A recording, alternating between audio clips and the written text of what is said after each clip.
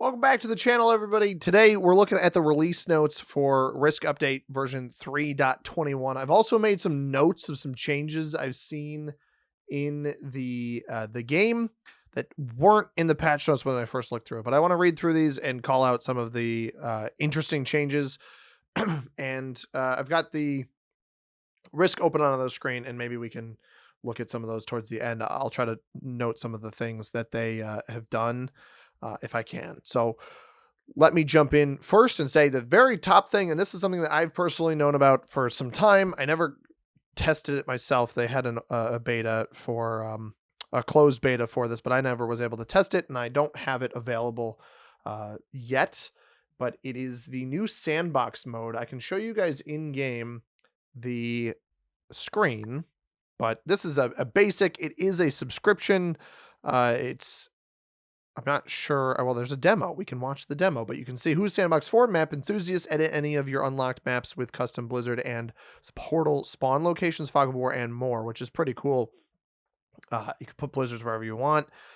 You can see the example that they have here. They have you can add additional Blizzards, and it's got a ton of Blizzards here, then with portals that allow you into the spot. I believe it won't let you place Blizzards that completely section off parts of the map unless you have a portal that reaches those. It does still adhere to risk constraints, but you can fine-tune continent bonuses, modifiers, advanced game settings to shape your perfect battle setup. It can be used by tournament organizers, so you can have a consistent map setup for every single game. You could have the same Blizzards across an entire round of a tournament, which sounds really cool. Content creators, if I get this, which again, I don't have it yet. If I get it, let me move my big dome piece out of here. I can host custom games with you guys on stream when I do streams with new map layouts and rules and play it with you guys. And you can also share the map so that you guys can play it yourself. And it looks like there's a Storytellers coming in 2026, which is custom battle scenarios with the scenario builder tool, which is super cool. Sandbox is something, again, I've known about it for a while. They have just released it in 3.21, which is super exciting. Oh, there's a whole bunch of inclusions here. Active subscribers. Okay, so you can host Sandbox games to other active subscribers. Anybody can join hosted Sandbox map games, apparently, which sounds really cool. And then subscribers also have access to host the maps themselves and games themselves. I assume this would be limited to the casual mode. I doubt ranked would be included in this. And then you get all of these different things like the map modifiers, defining the exact locations and continent bonuses, custom continent bonuses, which is super cool. Track stats on your public maps, published maps, like how many people have played it, likes counts, share your codes with other people, save community created maps, lock down game settings for your maps, define a custom starting troop multiplier. And this is an interesting one because this is also true for a new setting, and I'll touch on that in a moment. Maybe I'll put a screenshot up on the screen as well when we get on that. You can do custom trade-in values. So progressive, I've had for ages something I asked for that, and they did add it in the Sandbox, I believe. I haven't had a chance to confirm it, but when I discussed with SMG about it, one of my requests was I would love a personal progressive cards set in where like card skipping. You guys know I don't like card skipping. Stuff like card skipping is completely useless in the mode that I had proposed, which was everybody trades in. The number of trade-ins accelerates your own trades. Or only your trade-ins accelerate the trade number. So if your first trade is always 4, your second trade is always 8, or always 6, 8, 10, 12, 15, etc. But that's the same for everybody. So every time somebody trades in for the first time, it's 4. So it incentivizes you to trade in when you can trade rather than waiting to trade in. So you don't want to be on cards because somebody will try to eliminate you for them, etc. We'll get into this more. Maybe I'll do a full Sandbox video, but this is the biggest release of the 3.21, and I want to touch on it. I want to review everything here. I won't be able to go into the tool yet again because I'm not going to pay for it yet to show you guys. But when I do get access to it, I will let you guys in on more of it. But I just want to touch on that first. That Sandbox is a really big feature that they've added here. But let's get back to the rest of the patch notes. You can see that is the top of the list here. Additionally, we have, I believe this is for mobile only. It says in the the start on here, but they're adding a map subscription, which is interesting. So you can unlock 110 plus risk maps for a monthly subscription and play existing and upcoming maps as soon as they become available. You can see that it excludes some of the restricted or IP partner maps. I would assume like the Dune map packs and maybe the Among Us map packs are included in the IP restricted ones, potentially also like Arkeanos or eByland, the ones that are associated with content creators, I would assume, are also restricted from that. But still a cool thing to offer for the mobile players, because I know that's such a large portion of the player base. This is a huge one. Alliance requests can now time out and be canceled, which is so unbelievably necessary. It's not even funny. So you can no longer game the system with keeping an alliance open, alliance request open for ages, and the guy can't cancel it and use it to look at somebody's position, see where their last territories are at the end. I believe it's a 2-minute timeout timer for that. They've fixed some of the botting outs. If you watch the Tier List Tuesday video for this Tuesday, December 9th, you'll see, I believe, oh, you know what? Nobody flagged in that game. So bad example. But if you flag in a neutral inactivity game, or you quit and then flag after quitting, you are now toast. You are gone. You will stop placing troops.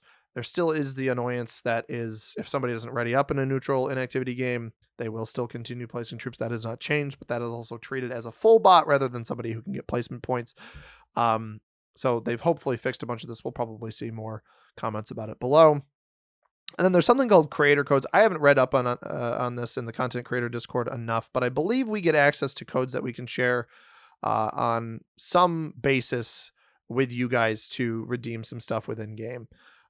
So not the creator codes that you'd expect from like Fortnite, where you guys can put in a content creator's code and then buy something and they get a little kickback. This is different, where it's like we get stuff to give to you guys, which I still think is pretty cool. So this one is huge. I tried to mention this. Players who bought out are now treated as surrendering. Thank God. RP generation is a big one here because that's rank points. Players should no longer need to deal with bots before exiting the game to maximize rewards. Tremendous. So I can just, if it's me and little Timmy and Bob, and little Timmy bots out, but his stuff is huge, I can just beat Bob and me and Bob will get first and second. Little Timmy is auto third, which is just such a necessary improvement. This should have happened ages ago. I'm so glad it's in here now. They've also made it so that the BP rewards, the battle points rewards, now taper gradually after reaching your daily cap. It used to be once you hit your daily limit, you wouldn't earn anything else. But even 10% BP for all future games after your first and second game is still pretty great. I'll try to put a video of some of these on the screen, but there are some new sound effects and haptic feedback in the lobby. Particularly when the lobby fills, that wah wah sound is now when you start the game rather than when the lobby fills up, which is much better. It's a much more pleasant sound now.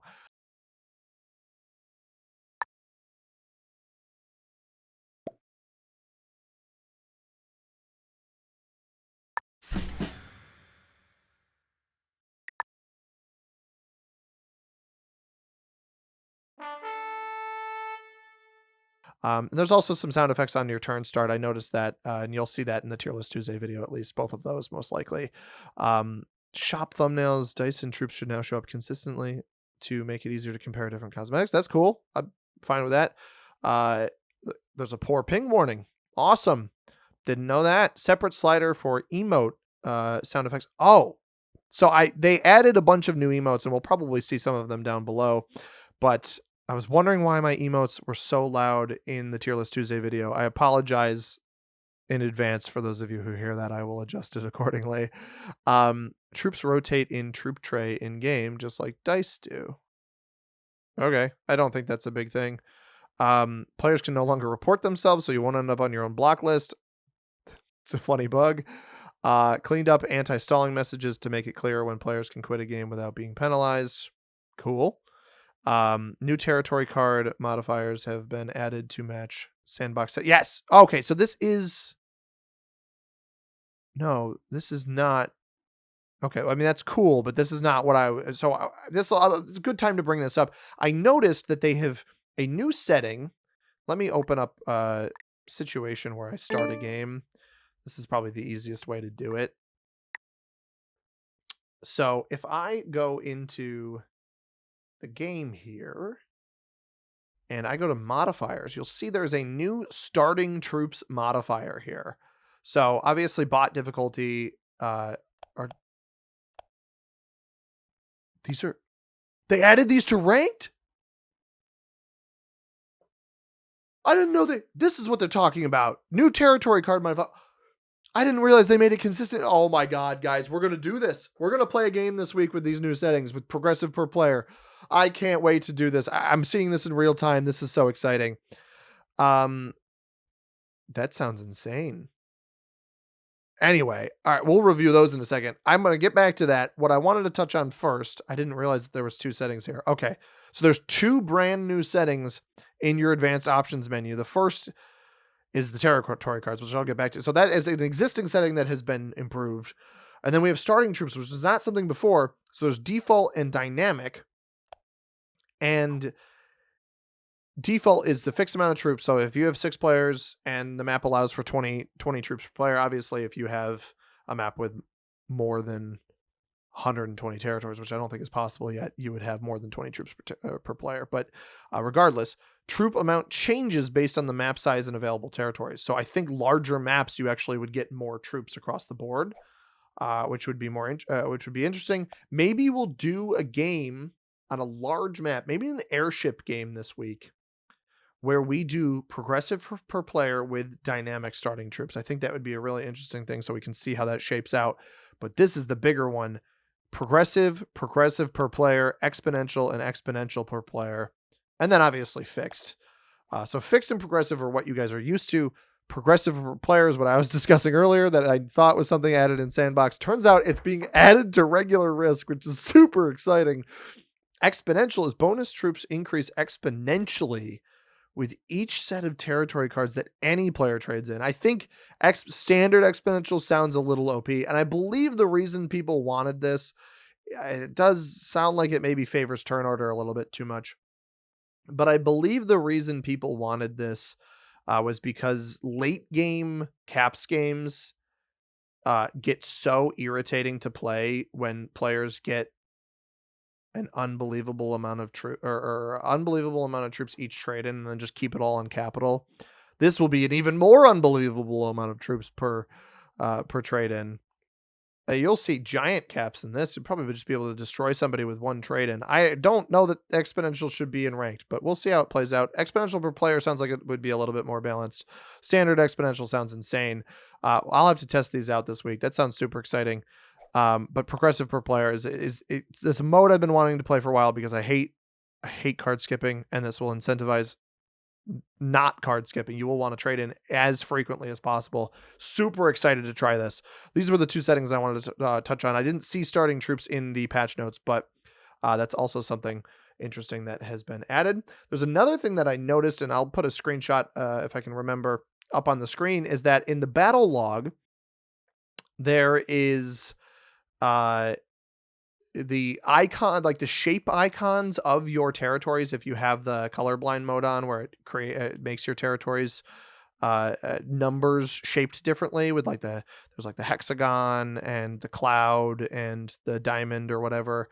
Now there are those shape icons appear in the battle log, probably to improve the color blindness settings, but it's also nice to just look at because it looks nice. So hopefully I'll have a screenshot on the screen of that. But let's get back to the patch notes. I've got a couple more to read through. Apparently the app size is slightly reduced, which is fine with me. Bot out improvement and fixes. I tried to cover this before. This is the design flow, and I believe I may have talked about this on the second channel about how it's supposed to work, but these anytime you see a flag, that player's placement is determined. That's the best way to determine to go about it now, is their rank placement is determined once they flag, even if their bot is actively playing in automated bots. So these are a list of fixes that have happened in relation to that above. So sounds like it'll be better, which is is perfectly fine with me. There's some additional bug fixes. It looks like they've improved estimation above the 20K mark in balanced blitz, which sounds good. There's some reward ads that are showing more reliably on Android. UI overlapped issues. Oh, this is huge. I'm so happy. Oh, look at all the map fixes. I'll go down to those in just a second. Um, trying to see if there's anything else in here. Oh, apparently hosts surrendering in zombies games would end the match prematurely. Leader Achievemageddon on leaderboard. That's kind of funny. Filters from the all maps tab no longer carry over to map pack. That's a good, nice improvement. Quality of life change. This is the big one. They have fixed some maps. I had mentioned to them specifically within all of the zombie map pack, and it sounds like they've taken it into consideration, that you couldn't zoom out on a lot of those effectively. It sounds like they've fixed those. They've also improved continent colors on Ground Zero, some sea lane connections and visuals on End of the King, Modern Boston, Las Vegas. They removed a connection or crossroad connection on several of these maps. CH Tabor, Way to Valhalla that we just played, Yggdrasil, the World Tree, the Pirates Bay, and Turkey, which is interesting. Cleaned up some framing and camera bounds in Japan. Did they fix the Moonstone spelling? Moonstone's had a bunch of spelling errors on it. So is it doesn't look like they fixed the spelling errors on Supermax. Why couldn't I remember Supermax? It doesn't look like they fixed the spelling on Supermax, but maybe they fixed spelling in the Moonstone section of Trigons, I guess. Oh, Cowstone. I don't know. Oh, Moostone. Oh, Moostone. Okay. I'm all over the place. Anyway, we're happy. There's fixes. New content. You can see all the new emotes here. There's a turtle, stop turtling emote, peace emote. We got Mika, yes, no way, and hold up. The general, please back off and hurry up. I love a new hurry up. A Napoleon facepalm, which is good. And then Isabel, sorry, not sorry. Excited to go through those as well. And the Crush Roam scenario has been disabled for some reason. But the big thing here is Sandbox, progressive changes, and bot out fixes. Those are the things I'm most excited for. I hope you guys are as well. Apologies for my rambling, but I hope this guy gave you guys some semblance of an understanding on what is going on in Risk. And whenever I release this, probably late Tuesday night or late Monday night rather, go ahead and hit the like button, subscribe if you haven't already. Extra video this week. So hope you guys enjoyed. As always, I have been C Money. Thank you very much for watching. I hope you have a tremendous rest of your day. Peace.